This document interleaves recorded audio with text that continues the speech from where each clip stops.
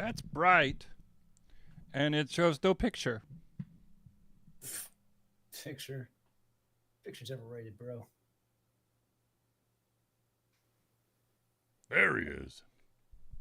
The one and only Mr. Zelius.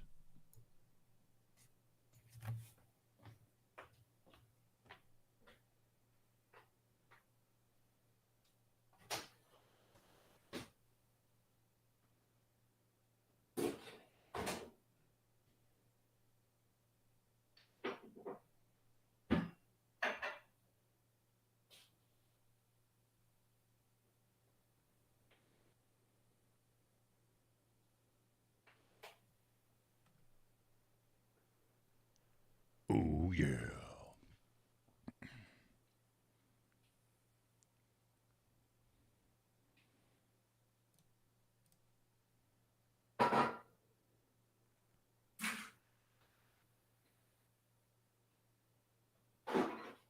While we wait for Zelios, I'm going to go ahead and have my drink.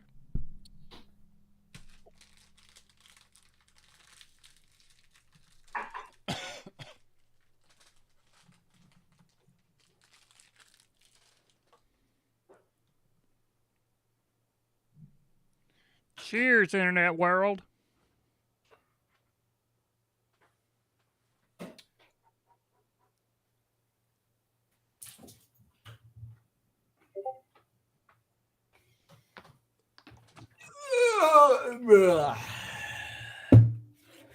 So, Tasty. Ooh. Woo. nice. Thank you. I've been working on that one for however long it took me to drink that drink. 8 minutes. It was delicious. For those wondering.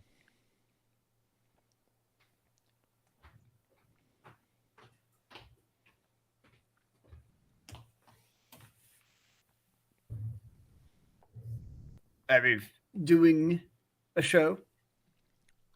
What? Huh? Huh? Who Well, did say what no. now? What? What done what? I'm so confused about life, sir. Where went where? There it is. Go. There you go. Good job. Okay. Yeah. Mm.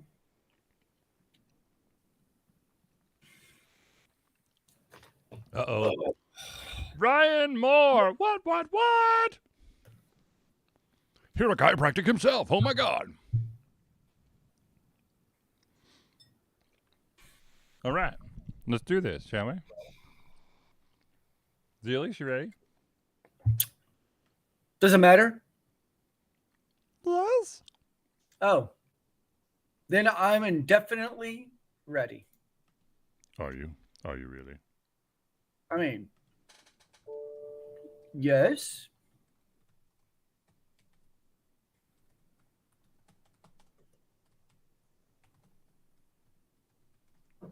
Okay.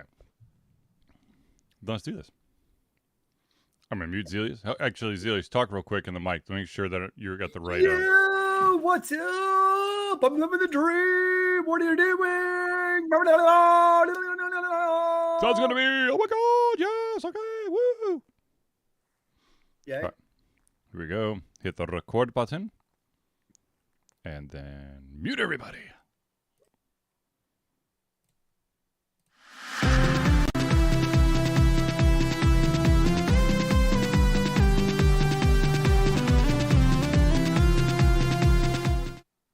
Hello, ladies and gentlemen, and welcome to another Just Yield to Confusion Thursday Night Hangout. What's up? Hello, everyone. I, of course, am your host, Charlie, and I'm joined once again by the Political himself, Zelius. It's good to see you, good people of the interwebs and internet in tubes. The masters of the zeros and ones. Ladies and gentlemen, of course, this is the Thursday Night Hangout. This is a weekly show where we try our best to cover the topics most important to you during the show. If you haven't submitted your topic, question, whatever it may be, just yet, have no fear. All you got to do is drop it in the chat and we'll add it to the topic list for this show. If we unfortunately do run out of time, we will add it to the very next show. So without further ado, let us jump right into it. And the first thing is, I've got exciting news, maybe? Khal Drogo himself is, Jason Momoa is going to be one of the leads in the upcoming Minecraft movie? And Fast X. I could care less about Fast and the Furious. Oh, dude, those shows are so fun. Come on. That's so stupid. What? They're so stupid. That's the whole point, is like, you got to realize that like they're basically car enthusiasts who become superheroes, and they know this, and they just go with it, and they punch parking decks that collapse when they punch them. It's pretty awesome. And they go into space. Don't forget. Oh, Christ. Have they gone to space yet? No, they went into space the last time, and they even like they made a very self-aware joke, like, "Dude, we're in space, and we didn't die." Like, they know what they're doing. Is this next one going to have extraterrestrials or interdimensional beings? No, but SpaceX is actually the perfect chance. Or sorry, Fast X is actually the perfect chance to bring back like Vin Diesel's alter ego. So he can actually be like Xander Cage from XXX and Sorry. be Triple X, and like actually play that off and do the multiverse of Mr. Vin Diesel. I think now it's time to do it. No, I'm thinking more like Jason X, like Jason, cryogenically frozen in space, and they find him. So we make like a little like left turn from like right now they're actually like basically saving the Earth from like big global warming conglomerates. Is now they actually like it turns like into a horde type of story where they're like saving it from like the devil themselves. Ryan is in the same thought process there. Crossover Jason X and Fast and Furious X. I love it. Let's do it. What other X's do we have out there that are not like porn, basically? Because I think Final Fantasy X X porn. But Final Fantasy X. What's that? Final Fantasy X. Ooh. Yeah, I don't know if I would count a sequel. Well, yeah. So who from Final Fantasy X would be able to keep pace with Vin Diesel? I don't even know. It's been so long since I've seen Final Fantasy X. Last time I King of Fighters 10. There's 10 King of Fighters? Hell yeah. Okay, a better question is, what games or movies out there actually have 10 iterations from which to draw from? Ooh, good question. I would put Zelius, while we're thinking about it, post that in the chat. What does Mario count? Because Mario over the years has to have had at least like 10 iterations. Mario has been in more than 10 video games. I don't know if he's been in 10 Ooh, that's good. Let me think about this. You definitely had 3 on the NES, and then Super Mario World. You had at least 2. You had 64. Oh man. Someone Google this stuff. Land Before Time it has 13, I think. So what you're saying is they're gonna take a page out of Sharknado, and they're gonna actually travel back in time to Littlefoot, the time loop, and kill Littlefoot's mother all over again. Oh God! Spoiler alert. I don't know. I mean, I'm sure that there's. Well, okay, so you got it. This is such a cop out, but you got all the sports games. They've had more than 10 iterations. But I wouldn't want to put Madden in there. Well, of course. I mean, but LeBron James, you could like participate because he's an actor. Well, but there's only been 2 Space Jams. True. Batman. How many Batmans have there been? There's been a lot of Batmans. Let's see, there was the 3 Chris Nolan, right? What's that? There was 3 by Nolan. Yeah. Then there was Batman. You had the campy one. You had what? You had Keaton. You had 2 of Keaton. One of Kilmer. One of Clooney. One of Ben Affleck. Do you count Batman versus Superman, a Batman movie? For the sake of this, Well, I don't count the movie at all, really, for anything, but for the sake of this, yes. I heard it's just trash, but Yes. is there? That's a very good question. I don't know. I think they're probably at 9, I think. Hold on, I'm Googling. This could be movie number 10. Maybe this is the giant 10th Batman finale. Because you can't get bigger than the Fast and the franchise franchise. You got Batman, Batman Returns, Batman Forever, Batman and Robin. Okay, so that was 3. Then you had the Nolan 3.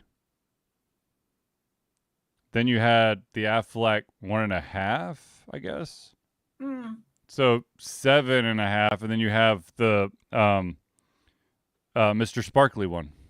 Oh, but you also have Batman in the Justice Leagues. Okay? We're talking. We're counting crossover movies.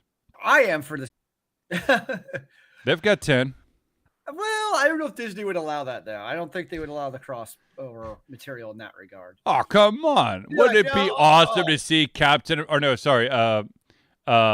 Falcon and Vin Diesel team up to go beat the next iteration of Hydra?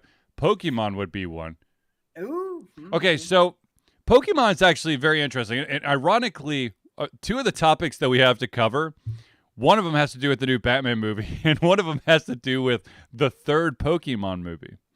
Because depending on who There's already 2 Pokemon movies? Dude, so there's Detective Pikachu, and then there's a shit ton of Pokemon movies. There's a bunch of Pokemon movies that went to theater, and then there's like this deluge of Pokemon movies that went straight to I was about to say straight to VHS, but no one I think 7/8 of our audience, I'm choosing a random fraction here, that bad. would be like, what the hell is VHS? They just went to VHS. Straight to stores. There you go. That covers Straight it, right? Video. I mean, video. Straight to video, right? Yeah, okay, fine. Anyways, yeah, it really depends on how you look at Pokemon. Anyways, speaking of Pokemon, let's segue into the next topic. That, of course, is that there is all of a sudden a lot of heat on the Disney Plus series WandaVision, because apparently it is now being accused of stealing major plot points from the 3rd official Pokemon movie. Wait, is the 3rd official Pokemon movie out? Okay, once again, there are a shit ton of Pokemon movies that are out. You keep thinking Detective Pikachu. I'm almost 100% sure you keep thinking Detective Pikachu. There's only one of those. Okay, is the movie that is being accused of stealing from out? How's that? Yes, it's been out for a while. Have you seen it? I have not seen the 3rd Pokemon movie. However, I have seen a ton of Pokemon movies.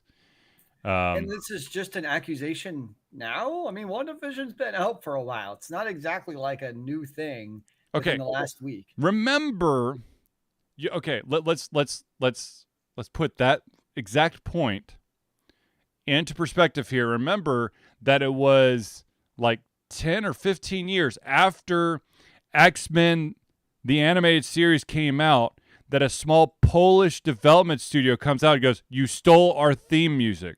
And they did. Holy crap. That opening to X-Men, which is phenomenal, was actually poached entirely from the small itty-bitty, I think it was Polish, TV show. I did not know that. Zelius, we talked about it on a show. Thanks for being dialed in, Zelius. We did? Yes, we did. Are you sure? I didn't have like a replacement cat that night. Replacement cat? Why would it? What? The number of cats or whatever cat you have. Like taking my spot is what I mean. Like I just stay on the couch and groomed myself, and she sat in my chair. So what you're trying to say is that you're really Rose wearing a Zelius mask. Ha ha! The truth comes out. You're on to me. Okay. Okay, so really, apparently, in the 3rd Pokemon movie, the main character is stuck inside a inside this like magical crystal world, and the only way that they can communicate with the outside world is through a TV, Okay. which in WandaVision, Wanda or Scarlet Witch, whatever you want to call her, creates this like idyllic town with all her magic and basically puts a magical box around it. And the only way that people can find out what's going on inside of it is that for some reason it is sending off TV signals. Actually, I know exactly why they're sending TV signals, but I don't want to give away too much. But it's giving the only way that to find out what's going on inside it, because you can't go into the. Well, I guess you could technically, but it's it's a box. Okay, it's a magical box. It's trying to keep shit out. Yep. And the only way to find out what's going on is through like the TV. So you have that. Let's see here. What was the other? I mean, okay, so yeah. So I guess the question, I mean, this comes down to creative licensing Right. or creative ideas is how much of the ideas are copywriting. I mean, take like Groundhog Day, for instance, and the idea of basically waking up each day with the same day repeated that you have to like basically figure out what to fix. Tons of movies and TV shows have done that same exact thing of the Groundhog Day. So does that mean like these other movies are therefore infringing on Groundhog Day? And I don't know if Groundhog Day actually got from somewhere or not. I'm sure that look. I'm sure they did. But that's where I struggle with like creative concepts like that. Is that really copyrightable? Like the idea behind a show, basically, or a movie? Very good question. I don't think it should be personally, because in this case, let's just say WandaVision was inspired by this Pokemon movie. Well, so what? Like, Pokemon had a human in it. Other TV movies, and they had spoiler alert, but Pokemon movies have a shit ton of Pokemon in it. There was not a single Pokemon in WandaVision. So I just, when it comes to kind of like, I get the X-Men thing where it's like, if it's a straight rip of the song, that's pretty straightforward. Yeah. But when it comes to like the creative idea and reinterpreting it, and I have not seen the third Pokemon movie. There's 19, by the way. Wow. Yeah. That's pretty insane. But I'm going to assume the fact that it's Wanda and Vision and everything else, it's still pretty dang different than Pokemon 3, just going on a limb here. And so I just have a hard time kind of taking those types of things seriously or giving them too much credence in my own perfect world. And just because I mentioned it, there are 14 Land Before Times. Okay. Ryan says, I think some folks just look for stuff to pin up big companies. And to be honest with you, this is the beauty of living in America. You could sue for anything and not be left out of the courts. You might be left out. Being stuck on a TV has been around for a long time in many movies. Agreed. I just find it. The other interesting thing is that it wasn't the studios. It wasn't the Pokemon Company or Nintendo, which, by the way, does not own the exclusive rights to Pokemon, which was a fun story like a couple years ago. But anyways, that it was just some bored person. If you really were to boil down many of the books, many of the movies, many of the TV series, and you start comparing them to other existing sources, you're going to see a lot of parallels. Ladies and gentlemen, if you have ever read The Lion, Witch, and the Wardrobe, it's the fucking Bible. It's the story of Jesus, okay? Or basically every fantasy series is basically a ripoff of Lord of the Rings. I mean, you have orcs and elves and high fantasy sorcery because of those. Or if you want to go really, really crazy, you could be like every single sci-fi fantasy movie that has dragons. Yes, it's Lord of the Rings, or it's Dungeons and Dragons, or it's or any space hero movie that has any type of laser weapons, gotta be based off of Star Wars. Or you know, you can draw. There's not a lot of truly unique properties out there in this day and age that you can't draw parallels or comparisons between the two. It's not possible. It's not. I mean, shit. I'm reading a series. Actually, I talked about this. A couple of months ago. There was an author out there who was hinting, who was talking about it was a modern day. To be fair, Star Wars stole everything from Dune. See, there you go, right there. Okay. Space opera. Ha ha. And to be honest with you, I mean, there's a lot of biblical references as well with Star Wars. So Dune meets the Bible. Okay. So you're saying is Jesus needs to be resurrected again and just sue the shit out of everyone? Jesus is gonna pop up tomorrow and go, "You're going to court. You're going to court. You're going to court." The Pope is going too. The Vatican's gonna be like, "Wait a second, we've been missing out on this opportunity to increase our income at the Vatican." Everyone. I jokingly say this, but at the same time, I think this shit would really happen. If the Vatican was part of the United States, they would have sued like everybody for ripping off a biblical story, because once again, if you burrow down enough, you could draw comparisons. Anyways, what I was talking about, or unauthorized public speaking from the Bible at church every Sunday. Oh Lord. Oh, that would be fun. We don't recognize copyright infringement. So, if you're like, oh my God, he's making reference to an intellectual property that's not his. So, which is, okay, look. If you're making pop culture references, I don't think that's suable. Suable? Is that even a word? It is now, sir. Ha ha! Yes. Anyways, yes. Look, if you really boil it down, every single video game, every single movie, every single book, you could draw parallels to existing properties. I want to say that Golden Compass, the author of the Golden Compass, tried to sue somebody for a bit, and I feel like I know that the author of Twilight's been sued a couple times because, it was actually it was one of my fanfics that you just stole right off, and then you just built a series around it. Okay, here's the danger of fanfics.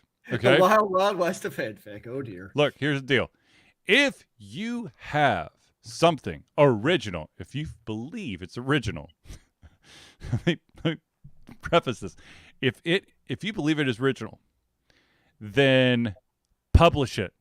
Don't just. And what I mean by that is not post it. Post and publish, two different things. Publish means you're taking credit for it. Posting is, I'm throwing this up for everyone to enjoy.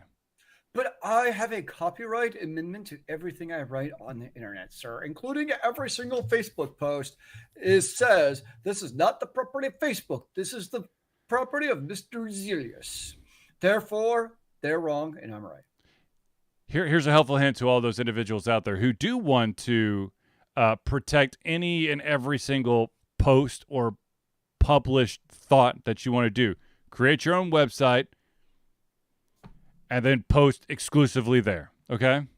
Then if someone down the road posts something that's exactly yours, you could be like, ta-da! It's been there forever. Of course, knowing the big name companies, they'll probably just keep trying to extend the copyright. Well, not the copyright. They'll try to extend the trial date.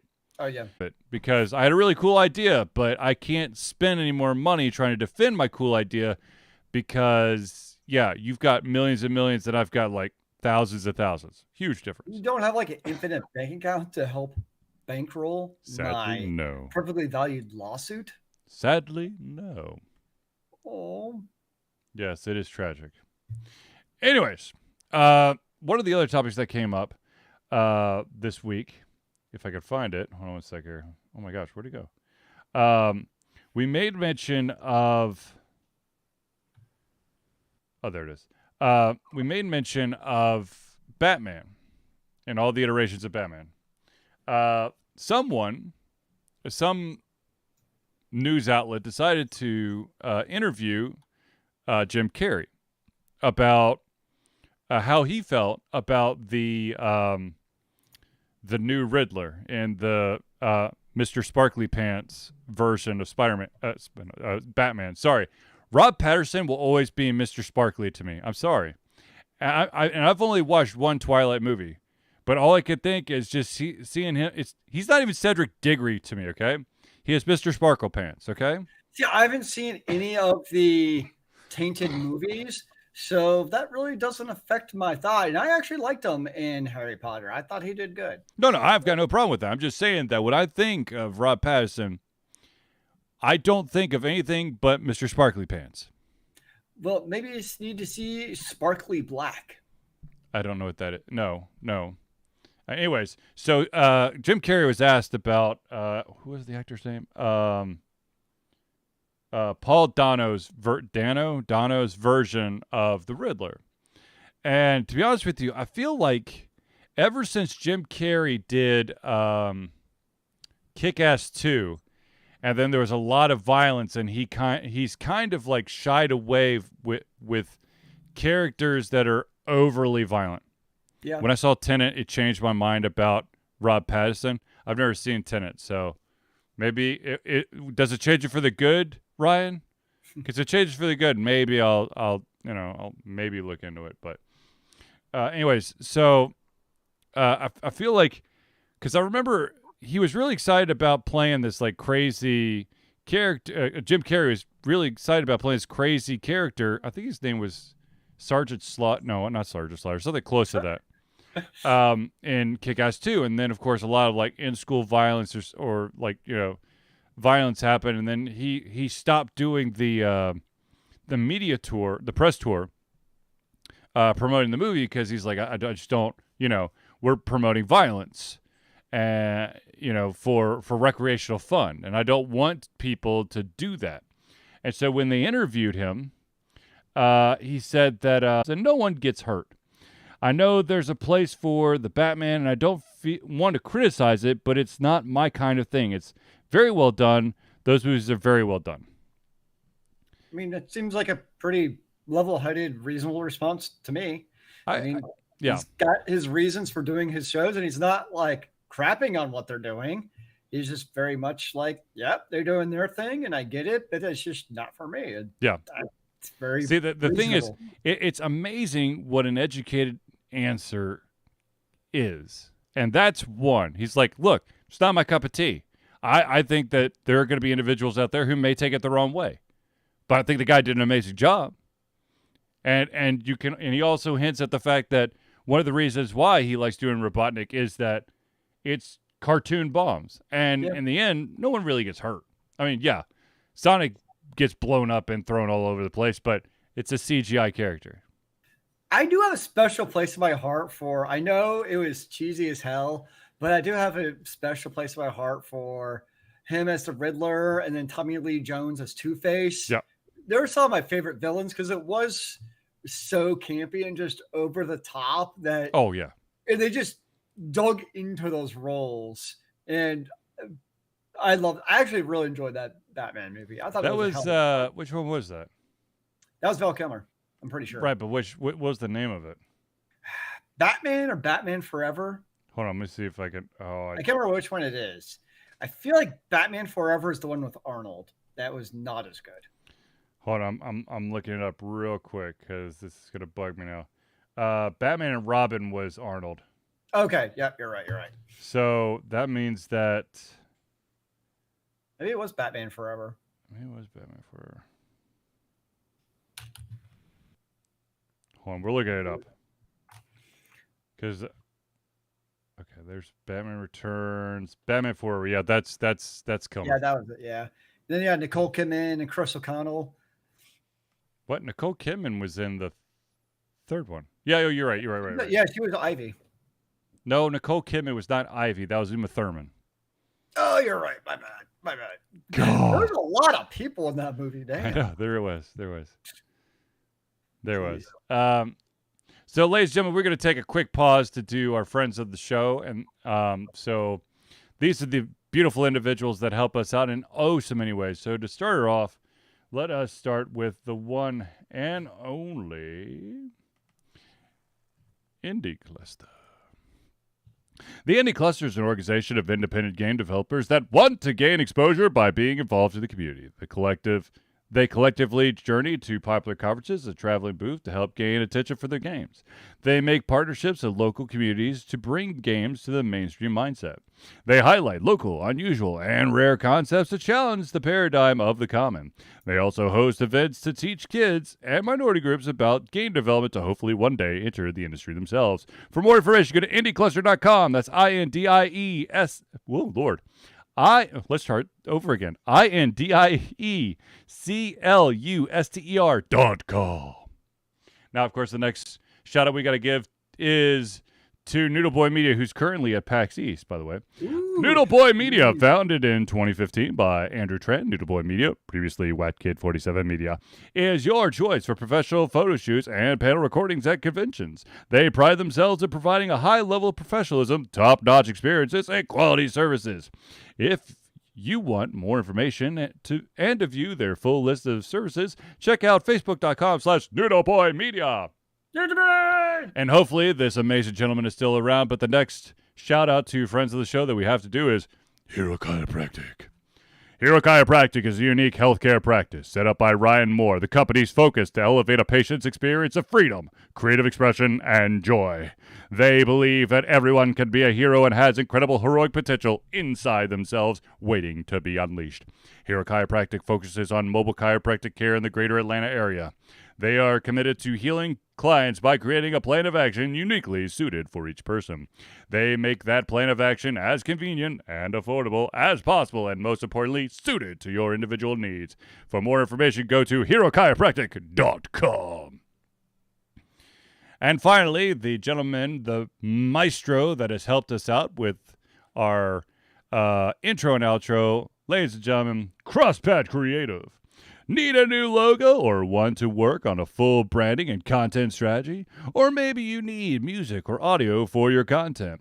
Crosspad Creative offers a whole host of solutions for individuals and small businesses. Just email Josh at crosspadcreative@gmail.com and see what he could do for you. Now, ladies and gentlemen, since we just introduced you to the friends of the show, it is time for us to switch gears ever so slightly to give a couple Ultra Confusion mentions. And the first one, which of course is always dear to our Heartlanta, as unrestricted funds. This means that the hospital decides where and how to spend the money to ensure the dollars we raise make the biggest impact in the lives of the kids they treat. So if you have the capacity to donate, please go to extra-life.org and search for Altered Confusion. Now, ladies and gentlemen, if you are very interested in finding out how to become one of the ways to become a friend of the show, let us introduce you to the one and only fact that we have a Patreon. Altered Confusion has a Patreon page. Altered Confusion survives on love and support of fans like you, and so we have a Patreon page. Patreon lets you, the fans, lovers, haters, supporters, interdimensional beings, devils, demons, gods, demigods, and ghouls, and everything else to become active participants in the work we love through a monthly membership. This gives you access to exclusive content, community, and insight into our creative process.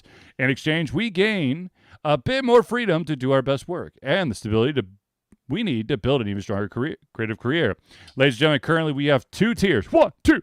The first tier is a $1 a month or $12 a year tier.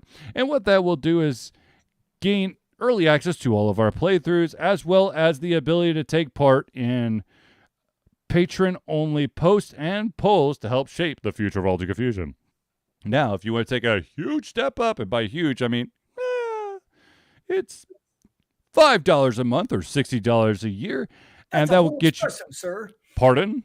That's a whole espresso during the week. Oh, goodness gracious.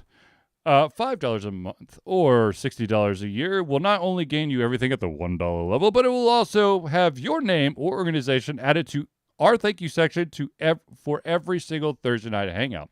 So, if you're interested in becoming a patron, all you got to do is go to patreon.com/alterconfusion. Patreon spelled Patreon.com. And ladies and gentlemen, just in case you want to go maybe the non-financial route, but you want to send something to Alter Confusion, maybe to showcase on our show, or perhaps feed an obsession with either Mountain Dew or Funko Pops or I guess food. Cat Yes. I.E. Zelius. All you got to do is mail it to 1551 Dunwoody. That's DUNWOOD. Then it must be YouTube that's struggling. Anyway. Oh, YouTube. Damn you, YouTube. Anyways, ladies and gentlemen, let us continue with our chit-chat, the next news story. Actually, this is an interesting, quick point here. Netflix has come out and said that they estimate that over 100 million households are not paying for Netflix. They believe that nearly a third of their viewers are mooching off someone else's Netflix account. That's a lot. It is. And, of course, you got people going, well, but, it's a family member or it's a friend that's just trying to help me out so I can watch that one series. And then I end up watching 17 different series on Netflix. I mean, for Netflix or any of the streaming services for that matter, I really don't have any sympathy for those basically outside of that household if they do crack down on account sharing. Yeah. Because I'm very much of the opinion where, ethically speaking, it's kind of one account per household. Now, I know that gets a little bit nebulous, like for people who travel, and I know there's the outliers. I totally get that. Or divorced families. I mean, yeah, I know this is cold-hearted, but if you're divorced and you're separated, get two different accounts. That's just, you're no longer together. To me, it's that household is kind of, to me, that kind of moral line of where one account, one household is. To be totally honest with you, if Netflix, first of all, I do not like how YouTube TV does their shit, but they lock that shit down. It is increasingly difficult to watch anything outside your own fucking zip code, let alone someone try to borrow your account. Well, I think YouTube TV, I wonder if they have different CBSs and the NBCs of like, whoa. No, I mean, like, if I don't have YouTube TV, but I'm going to tell you this right now, I'm very tempted to go back because Hulu does not have NBA TV, and for some fucked up reason, half of the NBA playoffs is on NBA TV. I mean, that is a super. There is irony in there where, I love the streaming age. Yeah. Nobody's going back to cable. No. But at the same time, like there's certain areas where streaming should have made our lives so much simpler. And yet, I know as you can attest to, if anything, there's ways that this streaming world has actually made our lives more complicated for sometimes watching certain content. Usually sports. NBA or sports in general can be a giant, like all most of us want is, I know it's not going to happen, but I just want to pay $10 a month to just watch UGA games and Falcons games. That's what I want. Right. That level of a la carte will never happen because the only way that cable telecommunication companies and streaming companies work or able to make a feasible subscription fee is that they bundle in a bunch of shit along with it. So you get all this extra gobbledygook. But the biggest problem when it comes to sports is you have these regional sports networks who basically, unless you allow them to basically give it to you up the kazoo, they're not going to allow you to stream it. So there's no Fox Sports South on like anything but one cable company. So I don't get to see any of the Hawks games. I don't get to see that package also affects like a bunch of the ACC basketball games and football games. And then of course, if you have YouTube TV and you have NBA TV, if your game is chosen on NBA TV, you can't watch it because in your market, you're supposed to do the regional Fox Sports, so that gets blacked out. I know it's frustrating. Same with if it's an ACC game or even an SEC game or any college sports where you could do it through ESPN has like an ESPN3 version of it. If it's picked up by a regional sports network, it will be blacked out except for that regional sports network, which of course you don't have, therefore you can't watch the game. That just hurts my brain. Yes, it hurts my heart too. Yeah. Let's be honest. It's very hard to continue to be a fan of something if you can't watch it. I hear that, yo. Did you see that play last night? No, because my regional Fox Sports Network is a dick. They don't actually want you to see the game. No, they just want everybody to. They want the streaming company to pay them an exorbitant amount of money to see the game. Anyways, moving on. YouTube, but not YouTube TV. There is an interesting. We are now, of course, in the age of thankfully, because Altered Confusion does this. We post playthroughs of video games, and there is a huge chunk. There's a huge chunk of individuals out there who do not play games; they just watch playthroughs. Now it seems that there is a subset, or I guess an additional set of individuals out there who are merging for. For example, there's a guy out there who put in 60 hours into some JRPG. Yep. And he enjoyed every. Well, let's just go Kingdom Hearts. Sure. I put all this time into Kingdom Hearts, and I really would like to enjoy all of the the twisted turns and ups and downs of Kingdom Hearts. There is this culture that's starting to emerge of individuals who won't play the game, even if they own it. They'll just watch someone else play it on YouTube for their replay. Thoughts? That's kind of weird to me. Not gonna lie. Yes. I'm like, okay, so you own the game and you've successfully completed it, but you want to experience it again. Why would you experience through the eyes of someone else? Because now you are now a passive, you're a passive passenger. You no longer get to make those decisions of, where to go next or, which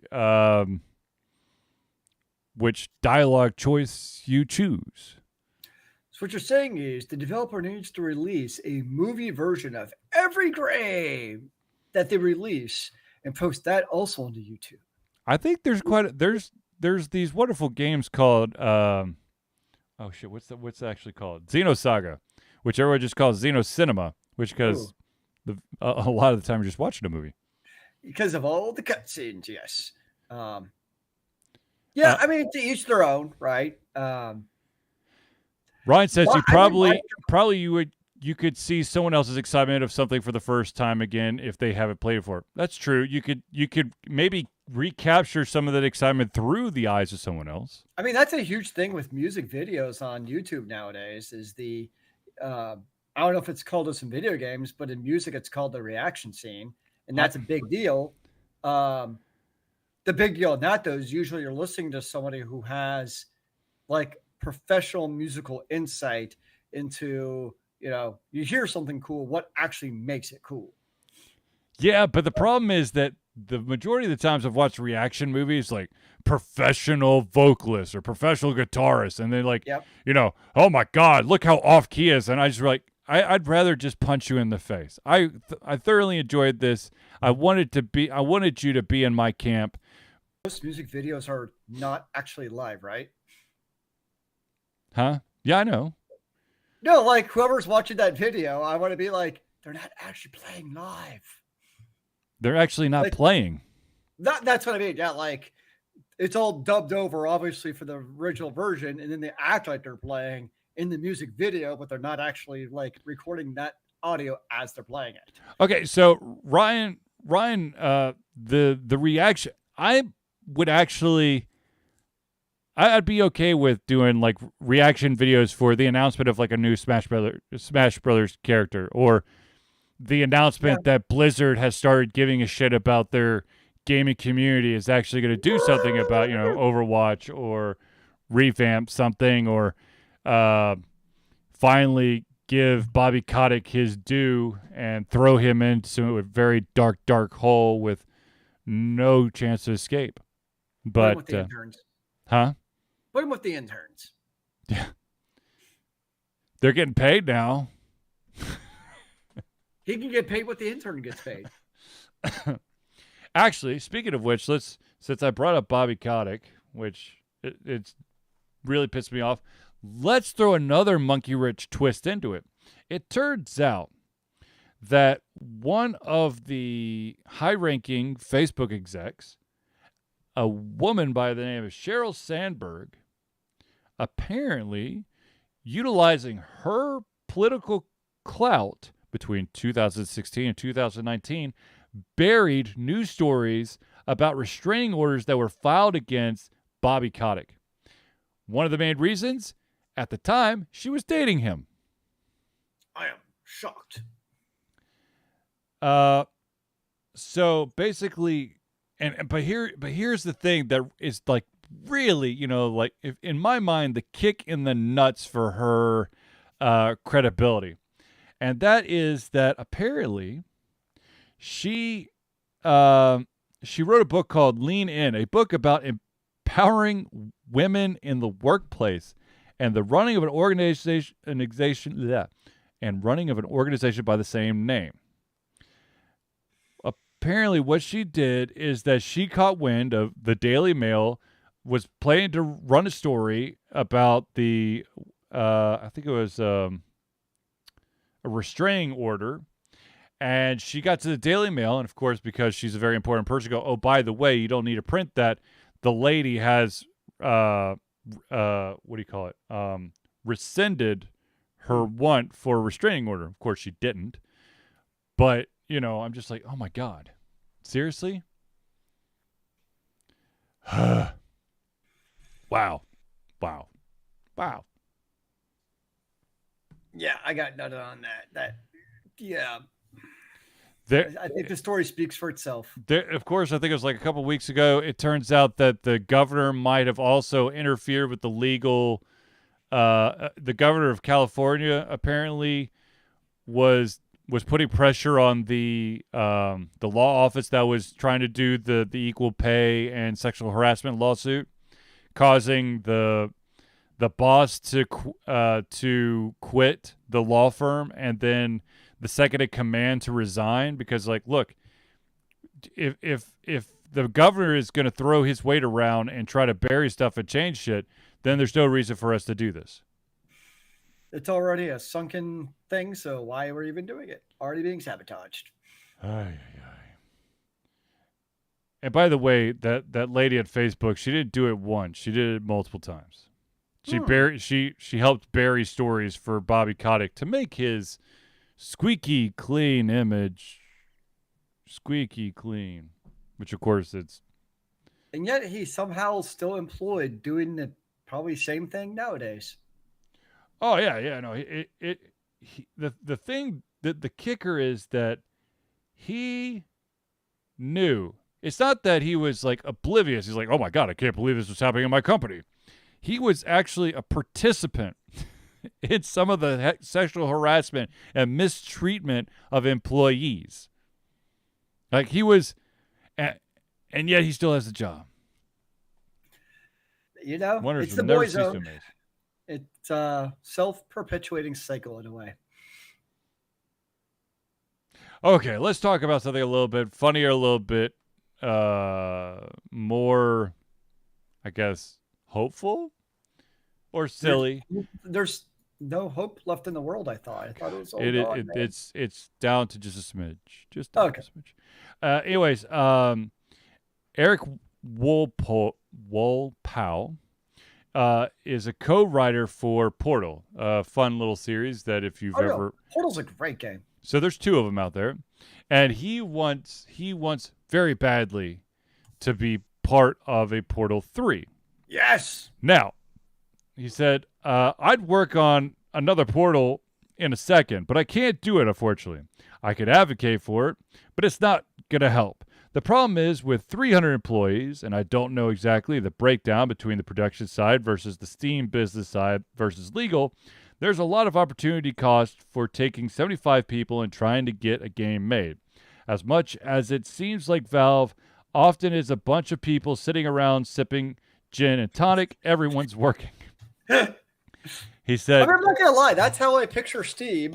Is they just sit around all day with their 300 people, literally watching the ticker go up. Another game sold. Another game sold. We don't have to do anything. Another game sold. Just sitting in our asses. Another game sold. More income. That's kind of how I picture Steam. Now, of course, his additional thing is Portal 3 going to make Counter-Strike Go money? Probably not. But maybe not every game needs to make Counter-Strike Go money. Gabe Newell, if you're listening, I'd really enjoy trying to make another Portal game before I get too old. Oh, yes. I don't know about you, but I love Portal 1 and Portal 2. They're also they're just fun puzzle games with a little bit of story and humor in them. They are definitely, if you have not played the Portals, you should go pick them up. I'm sure they're dirt cheap on Steam. If not, they're always on sale. Definitely worth playing those games. Ryan says, literally never making Half-Life 3, shakes fist to the sky. Once again, if, and this is a big if VR were to finally lock in and be that must-have video game thing, because right now it's a great peripheral for people who can afford it, but if VR became a must, Gabe Newell will be like, Half-Life 3, here we go, because Half-Life 3 is going to be VR. But Valve has its own VR head kit to try to. But the consumers, there's not enough consumers to dictate the need for Half-Life 3. If it became a must, build it and they will come. Exactly. Yeah, build it and they will come when you release Half-Life 3 on the VR headset, and that'll be what pushes it over the top. Actually, side question. I really don't know the answer to this, and if anyone out there does, please, message me now or later. How does the Steam, what do you call it, handheld, does it do VR? The Steam Deck? Yeah. No idea. Because I don't think it's an impressive machine, but I don't know if it would be able to handle VR. Technically, it's possible. We've seen people jury rig it, but we don't design the Optimaze to the Steam Deck for VR, which is not for a handheld device. It's not surprising. Yeah. To be able to output the massive polygons would be very hard for the Steam Deck to do. Well, the thing to keep VR headsets, first of all, one, slightly affordable, and two, not heavy as fucking sin. The vast majority of the computation power is going to come through your PC or whatever your device is. Yep. It's not going to come through the headset. So I was just curious, But yeah. Okay. My problem is every once in a while I'll try playing a VR kit and I still get motion sickness. That still for me has not been solved. Within about 5 minutes, I am in rough shape. Well, a lot of people say that one of the biggest hurdles is that you can't see your feet. And that really kind of throws you for a loop because you can't get height perception. And that's probably for me then what's doing it is that's just, yeah, I could see that. Ryan has a MetaQuest 2. Bastard. I have to say that with watching all these NBA playoff games, the ones that I can watch, they have been just dropping ad after ad after ad for the for one of the VR headsets. And I'm like, if I had the money, that's the big if. If I had the money. Yeah. Oh, I hear that. Yeah. Ladies and gentlemen, I do want to do a friendly reminder. We're inching ever closer to the month of May, and in the month of May is a phenomenal, amazing convention called Momocon, which happens at the Georgia World Congress Center in Atlanta, Georgia, from May 26th to the 29th. It is one hell of a convention. Ultra Confusion loves it to death. We are once again going to do a panel there. That'll be Thursday at 7 o'clock p.m. Don't know the room yet. We also have a fan table where you could come say, hey, and talk video games with us the entire weekend. But definitely go to Momocon. And if you're curious about the health and safety protocol, as of right now, masks are required in all indoor areas of Momocon 2022. By Momocon for all participants. Interesting. Does it have anything about vaccine mandate for going or like passport or anything? They're just doing masks. I don't see any additional thing. The removal of masks while stationary and eating or drinking in designated areas. Gotcha. Is permitted. And then, of course, it can't just be any mask. They do have, requirements for the mask.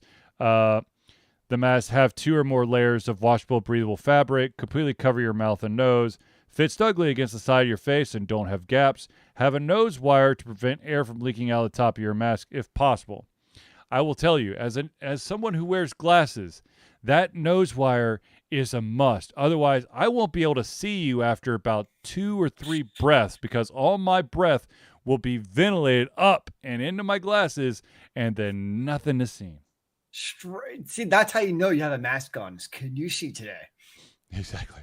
And of course, now face shields alone are not permitted. And the costume masks that have vents, hoods do not meet the above standards. You'll have to wear a secondary mask with any costume. We got to look out for the safety of everyone. I will be wearing my my Cowboy Bebop one. And maybe an additional one underneath it if I feel that I need to up my game. Level up. Yeah. Anyways. I felt like there was one more story that I had to cover, but I can't remember what it is now. How do you not remember, sir? It is video games. Well, the problem, sir, is called reality. No, I'm kidding. I don't know. Damn it, I had another question. Now I can't remember what it is. Oh, okay. So it's totally like Star Wars nerdiness that's just bugging the piss out of me, okay? Yeah. And I talked about this with one of our very good friends of the show, Jason, who you've seen on many Thursday night hangouts. He is a huge Star Wars person. I've been playing, if you have been watching me on Twitch, you'll have noticed I've been playing a lot of the Star Wars, Lego Star Wars, the Skywalker Saga, which is phenomenal on the Switch. And I really don't understand how the Sith Lords, or the Sith still exist. Because there's a Sith Lord and there's an apprentice, and that's it. It's not like you have multiple lords and one apprentice. Not like the Jedi who have multiple master Jedis and then they have their apprentice. There's just one. Like, how are they not? How they keep sticking around? It's 2 people. Yeah, we're so secretive. Yet you come out and you keep attacking the existing Jedi. And losing. So how the hell are you still alive? Anyways, that's my little... Speaking of Star Wars, did you see Princess Padme's new look in the Thor movie? That's not Princess Padme. That'd be what? Jane Foster. What? It's the same. What? It's the same actress? Are you sure? It's the same actress, but her name is Jane. And yes, I was very aware that the very next one she was going to be wearing Thor's armor. And the reason for that, if you are a comic book nerd, you probably already know this, is that Jane has an incurable disease. I think it's cancer. Due to all the the interdimensional shit that she's dealt with, and the only way to continue to allow her to live and basically put the illness or cancer in kind of like a stasis mode is for her to be in Thor's armor, Asgardian armor. Yep. And she has got some guns now. Well, you got to throwing that damn thing, that hammer around. Apparently, maybe that's her workout regimen. It's just been lifting Thor's hammer every day, all day. And it's worked. You have to have a good heart, though. Damn it! Not anyone can pick it up, which was obvious in one of the Avenger movies. Was it Age of Ultron? Yeah, I think it was Age of Ultron. Pretty sure, because that's what Vision appeared. And he picked up the hammer and just handed it to Thor. And Thor's going, oh! Or it could just be Cap. True. Cap was able to move it and use it later. Spoiler! No! Oh, speaking of the MCU, unfortunately, the follow-up to Spider-Man Into the Spider-Verse is going to be delayed by another year. Oh. I did not know that. That was the first one was a great movie, and I'm sad that it's going to be, delayed, but hopefully, it's the same quality. Someday. I really lately, outside of basically like strategy games like Civilization and Final Fantasy 14, that's really all I've been playing. Terrible, Zeus, terrible. No, because I found a true love to give back to my soul. Oh God. I just found the story I wanted to talk about. That is that like in the early 2000s, there was this company that basically was just dropping episodic games and could not do any wrong. Telltale Games was a phenomenal company. Of course, it is gone now because they just got over their heads because they were trying to do too much and the quality started suffering. And episodic games, you're trying to bank on the fact that people want to see the next episode of said game. And there are a couple of games that kind of missed the mark. One of the games that was by Telltale Games when it was originally released was Tales from the Borderlands. And Gearbox announced at PAX East that there will be a sequel to Tales from the Borderlands. And if for those of you who didn't play the first one, Tales of the Borderlands was released 2014 through 2015. It told the story of a Hyperion employee, Reese, and Cool Connor's Fiona, as they work together to do what else? Open a vault. And they're saying that, of course, this time around, it is going to be the only. It's going to be in-house developed. So it's like it's this whole thing that they're going to take the Telltale approach apparently, but it's going to be by Gearbox. It will star all new characters, but other than that, there's not a whole lot of information. The interesting thing about Tales of the Borderlands, it fit between Borderlands 2 and Borderlands 3 with some of the story elements. So I'd be very interested to see if it's going to, how this one is going to factor in, if it's going to do Tiny Tina's Wonder World or anything. Ryan says, best game for the meta, in his own opinion, is either Swarm or Resident Evil 4 VR. Oof. Resident Evil 4 on VR just sounds like I'd be scared shitless. I'm not sure that's a good idea. Like, I don't need VR to know that I was scared shitless of whatever the Resident Evil was on the GameCube. and to be like immersed in that world. Oh, yeah.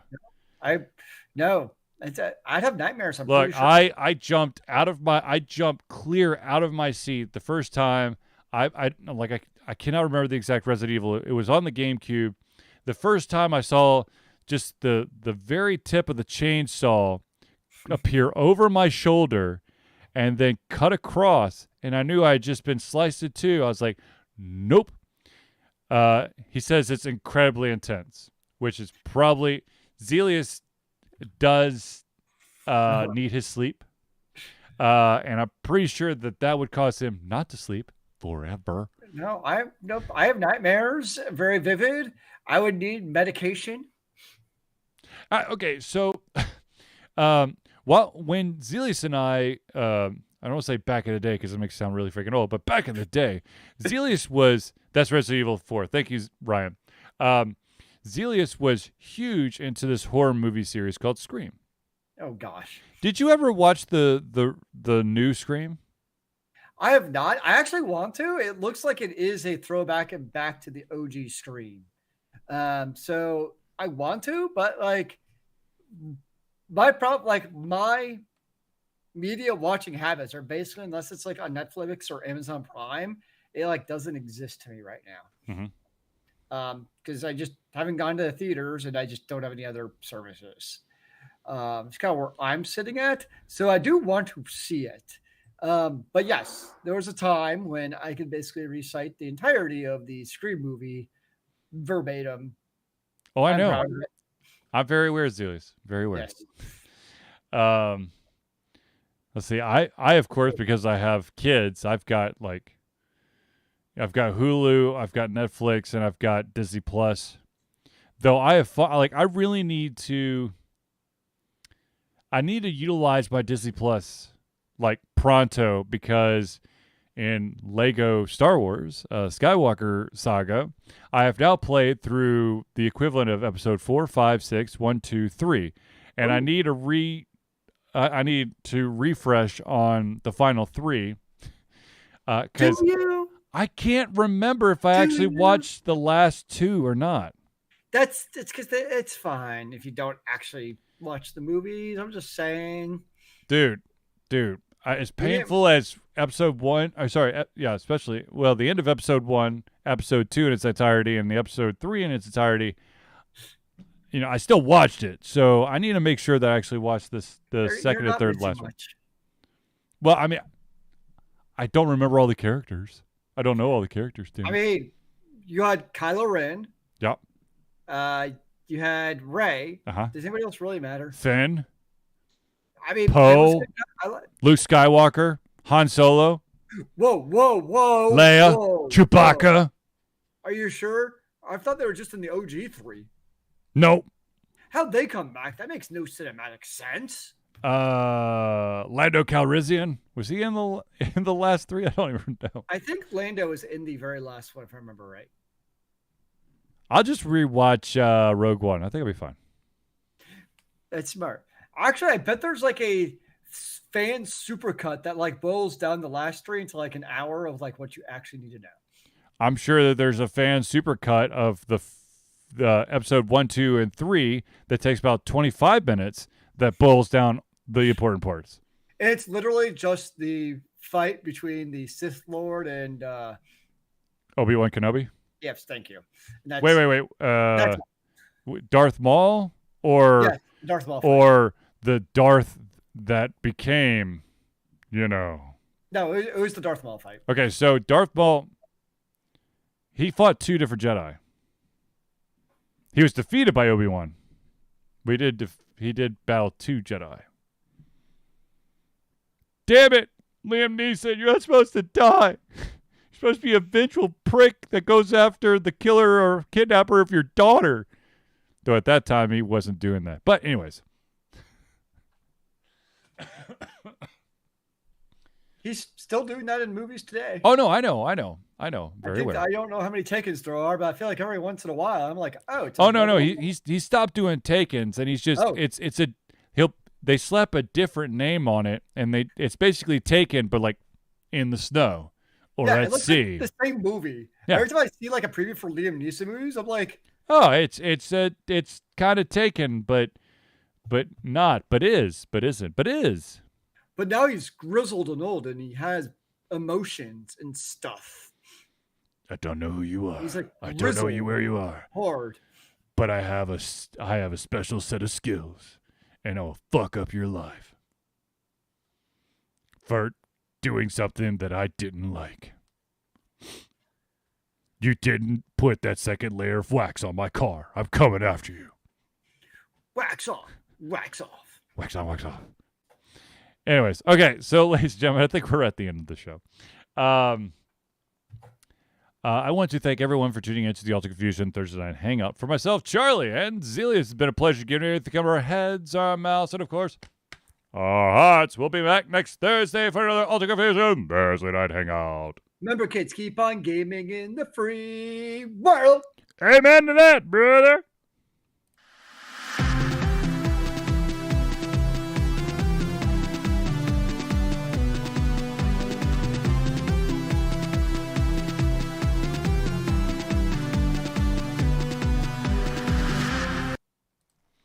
And we're out, ladies and gentlemen. Really? Well, she waited until the credits rolled, Zelius. She did. Like, you timed that very well, girl. Good gosh. Now, of course, no one but I could see that she was trying to act out to Zelius's, I guess, his left, my right. She was just splayed out on the table next to Zelius, just trying to show off, but... It's her waiting table. It's like where she just chills while I'm gaming. It's perfect. Oh, Lord. It's just because you don't want her to chew through any more cables. Once or twice I had to, pull out her ears. That's animal cruelty. I'm calling PETA right now. Yeah, I sent the ears to PETA. It's fine. Oh, wow. I wonder how that flies. See, you can't take me out if I already tell you what happened. I don't think that's how it works. I'm already confessing the crime. Therefore, you can't discover that I'm doing it. Ha, ha, ha. That's double jeopardy. I don't think that's how it works. I really don't think that's how it works. Anywho, ladies and gentlemen, I want to thank everyone for tuning in. Zelius, I need to talk to you offline. Hopefully